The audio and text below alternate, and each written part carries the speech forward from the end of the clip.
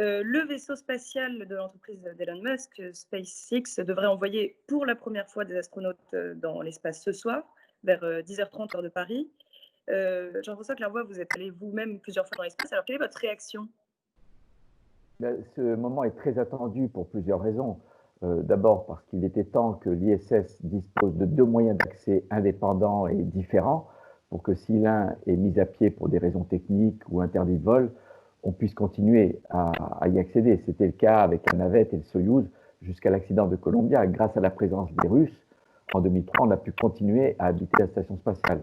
Maintenant, c'est important pour les Américains puisqu'ils regagnent la possibilité de lancer des astronautes depuis leur propre sol par un vaisseau américain. Et maintenant, ce qu'il y a vraiment de nouveau et d'intéressant, c'est que la NASA ne confie pas à l'industrie privée la conception d'un vaisseau selon ses normes et ses spécifications comme elle le faisait dans le passé, et c'est elle qui en était propriétaire et opérateur avec son centre de contrôle à Houston, au centre de la NASA. Là, la NASA achète un service. Elle n'achète pas le vaisseau, elle achète un service de transport d'astronautes. C'est-à-dire que l'industrie privée, pour la première fois au monde, est propriétaire et opérateur de son propre vaisseau. Là, elle vend deux places à la NASA. Ce sont des astronautes d'essai de la NASA qui vont tester ce vaisseau pour la première fois avant qu'il commence ses missions commerciales. Mais un client privé qui veut aller dans l'espace, il n'aura plus besoin de négocier avec les gouvernements des places disponibles à bord de vaisseaux appartenant à l'État. Là, c'est un vaisseau de SpaceX.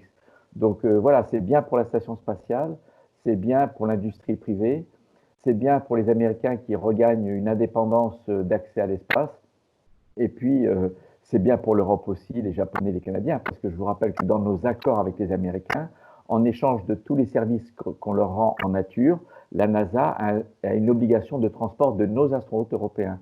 Donc jusqu'à présent, la NASA achetait cash des sièges sur les vaisseaux russes pour les astronautes, même non américains, sans que nous, on dépense aucun euro. Et là, maintenant, bien sûr, ces vaisseaux seront ceux qui transporteront les astronautes européens dans le futur. Donc, l'Europe suit de très près aussi ce lancement ce vol de démonstration. Et ce que vous dites aussi, donc, c'est que le rêve d'un tourisme spatial est vraiment à portée de main désormais? Alors, on a connu 7 personnes extrêmement riches, milliardaires, dans les années 2000, qui ont acheté un vol. Parfois, il y en a même un, il se l'a payé 2 fois, un vol à bord de l'ISS, en payant entre 20 et 30 millions de dollars un ticket de vol pour une semaine, mais à bord du vaisseau russe Soyouz lorsqu'une place était disponible.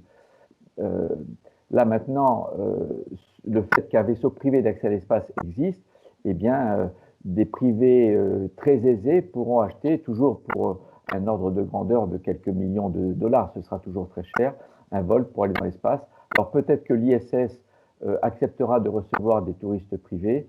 Il y aura bien sûr des négociations avec les partenaires, puisque la Station spatiale internationale est un patrimoine appartenant à un partenariat d'État. Ce sont les grandes puissances spatiales, agences spatiales des gouvernements américains, russes, japonais, canadiens et de 10 pays membres de l'Agence spatiale européenne qui sont propriétaires de cette station spatiale. Donc si des visiteurs privés veulent venir, ils doivent négocier. Mais comme nous sommes à la recherche de fonds privés pour diminuer le budget des États placés dans ce programme, bien sûr, toute initiative privée est raisonnable pour des missions nobles de recherche ou autres.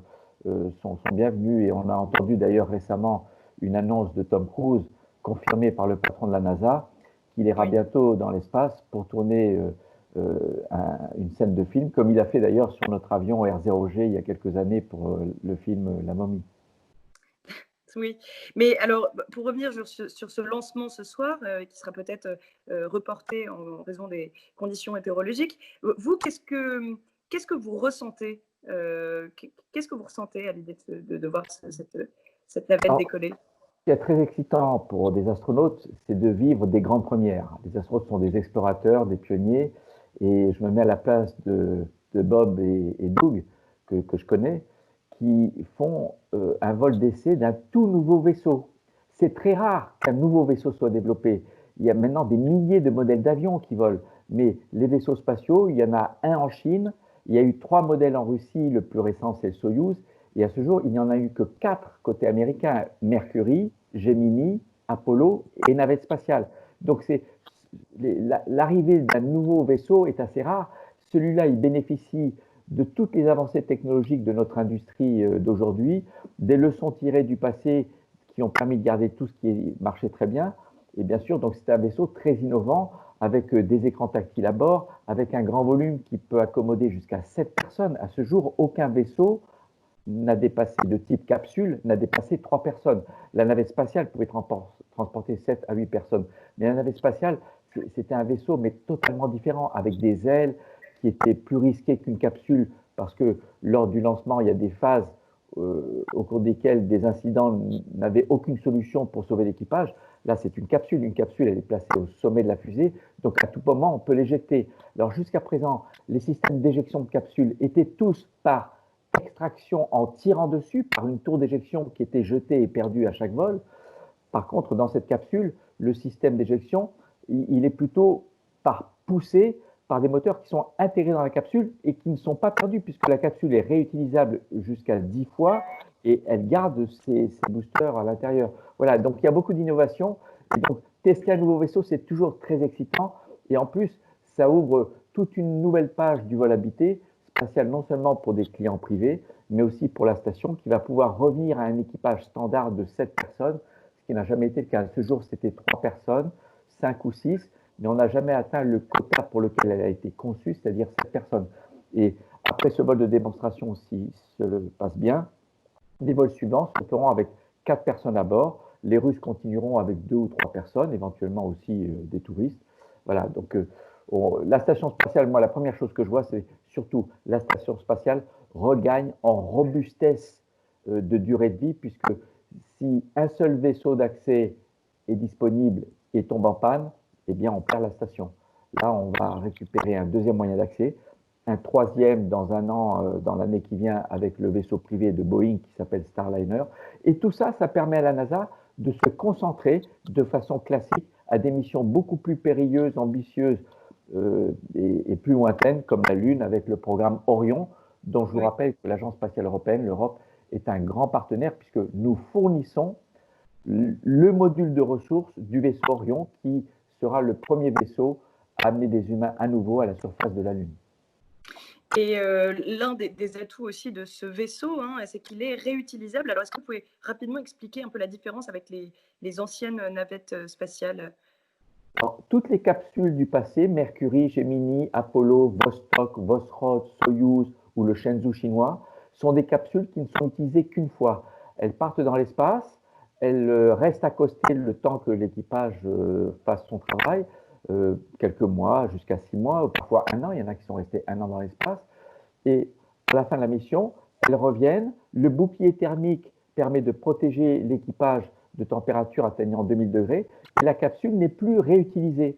Le seul vaisseau spatial réutilisable à ce jour et habité, c'était la navette américaine, mais qui était assez complexe, qui est probablement le plus bel engin inventé par l'être humain. Il transportait à la fois des humains jusqu'à 20-30 tonnes de cargaison, un sas pour faire des sorties dans l'espace avec des scaphandres, des bras robotiques. C'était un engin indispensable pour assembler la Station spatiale internationale, mais c'est le seul qui était réutilisable et ça coûtait très cher. Alors là, c'est une capsule, mais elle est conçue dans sa robustesse, dans la qualité des composants, les vérifications, son bouclier thermique pour être réutilisée. Ça veut dire que cette capsule qui part demain, elle pourra être aménagée pour un vol suivant dans 6 mois ou dans un an avec d'autres astronautes au sommet d'une fusée elle-même réutilisable au niveau du premier étage. Puisque la caractéristique que SpaceX a amenée en astronautique, c'est la réutilisation du premier étage du lanceur, Falcon 9. C'est la première fois que ça se fait dans l'histoire, et la réutilisation de la capsule. À ce jour, il n'y a que la navette spatiale, donc ce vaisseau, qui, comme elle est très très lourde, on ne pouvait pas la placer au sommet d'une fusée, elle était flanquée sur le côté. Et donc, avec ses propres moteurs, elle contribuait au lancement. Elle était donc réutilisable. Mais les vaisseaux de type capsule, a priori moins chers, n'étaient pas conçus pour être réutilisés. Et ça, c'est intéressant sur le plan économique, évidemment. Oui, bien sûr, il y a toujours cette histoire de coût, hein, parce que ça coûte extrêmement cher de faire ces essais. Donc, vous pensez que ça va multiplier les essais spatiaux si SpaceX est un succès, il va y en avoir de plus en plus? Alors, je pense qu'il y aura toujours des relèves par deux groupes alternativement de l'équipage de la station spatiale. Donc, tous les 6 mois, vous aurez 2 vaisseaux montants et 2 vaisseaux descendants. Au lieu que ce soit exclusivement des Soyouz, c'est-à-dire 4 Soyouz par an, c'était le cas jusqu'à présent, eh bien, il y aura 2 Soyouz et puis il y aura soit le Crew Dragon de SpaceX ou le Starliner de Boeing.